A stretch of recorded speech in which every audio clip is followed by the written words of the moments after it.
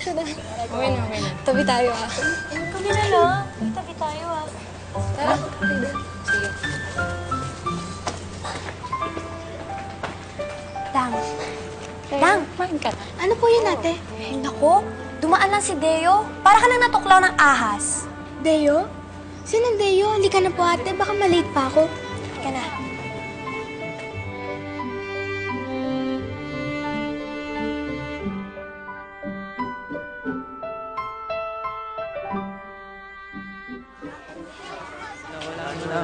Nandiyan na naman sila. Wala. Ano ba? Ulag ka ba o tanga? May binabasa kasi ako eh. Ang taba mo kasi, kaya ka nababangga eh. Oo nga, ang hallway para sa lahat, hindi para suluhin mo. Siguro, isang kaldero lagi kinakain mo. Taba kasi. Taba mo Ay, kasi. wala eh. Arang-arang. Arang-arang. Yan, kasi nangyari sa kanya.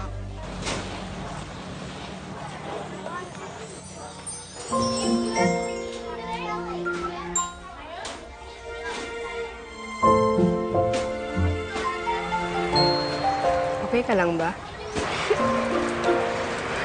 Huwag mo na lang pansinin yung mga yun. Ganun talaga sila eh.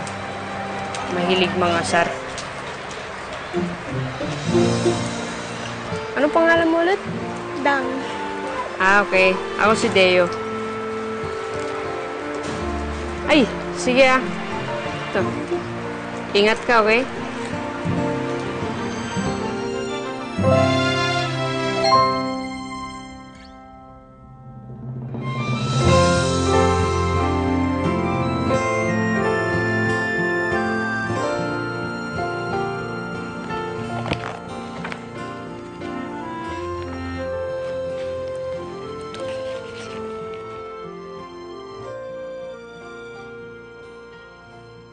Huwag ka sanang magagalit sa sulat kong ito, ha? Pero, ito lang kasi ang paraan ko para masabi ko ito sa'yo. Alam mo bang unang kita ko pa lang sa'yo, gusto na kita. At habang tumatagal ay lalo pa kitang nagugustuhan. Mabait ka kasi. Masipag mag-aral. At higit sa lahat, chubby. Masarap yakapin, masarap lambingin.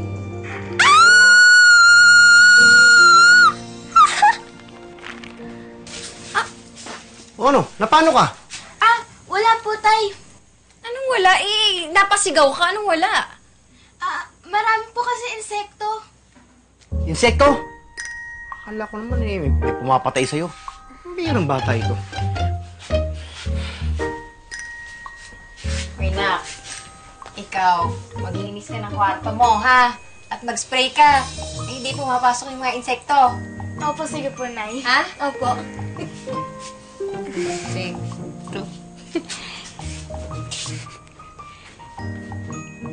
Insekto ba talaga? Eh, ano yung binabasa mo? Ah, wala to, ate. Sige na, mag-aaral pa ako. Sige na.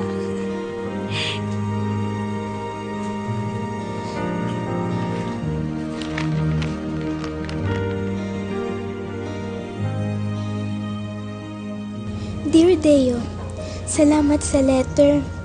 Nakakagulat man, pero aaminin ko. Nakakatuwa. Sana... Dang! Eh, ano ba? Nak, magtapat ka nga sa akin. Ano yung sulat na nakita ko sa kwarto mo? Nay, pinakialam niyo po yung gamit ko. Ikaw naman, kung makaasta ka, okay lang yan. Naiintindihan ko naman, anak eh. Alam mo yung mga ganyang edad mo, syempre natural yan, nagkakagusto, nagkakakrush. Tama na po, Nay. Pinagdaanan ko rin naman yan, anak. Kaya lang, huwag masyadong mahuhulog, ha. Sa palagay niyo po, Nay, binabola lang ako ni Deo. Eh, ba't naman kasi ikaw ang susulatan sa lahat? Bakit po, Nay, sa tingin niyo, hindi ako magugustuhan ni Deo dahil gwapo siya tapos akong mataba? Eh, ako naman tong anak ko, hindi naman yun ang ibig kong sabihin. Ang ibig kong sabihin, bata ka pa. Tsaka si Deo, bata pa rin. Eh, yung mga ganyan, syempre, immature pa yan. Bula-bulahan pa lang yan, anak. Yun naman ang ibig ko sabihin. Eh, tsaka ano naman kung mataba ka, ibig sabihin ang dami mo kinakain. Ganda-ganda ng anak ko eh. Tsaka, alam ko, marami magkakagusto talaga sa'yo kasi maganda ka. Mabait.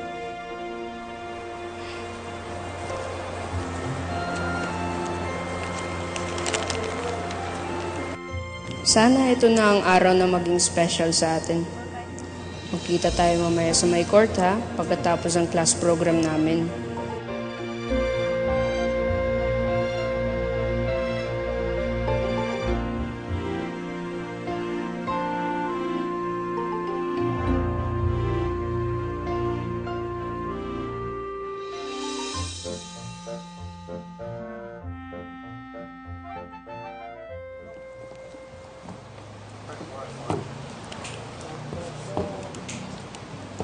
Hoy, Teo, tama na muna yung love life. Tumulong ka naman dito.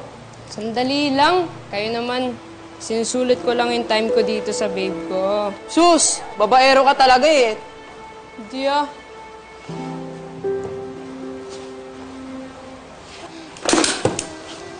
Uy, Basha, ba't sinirasat namin? Ha? Basha ba pangalan niya? Basa kasi mataba siya. Mataba!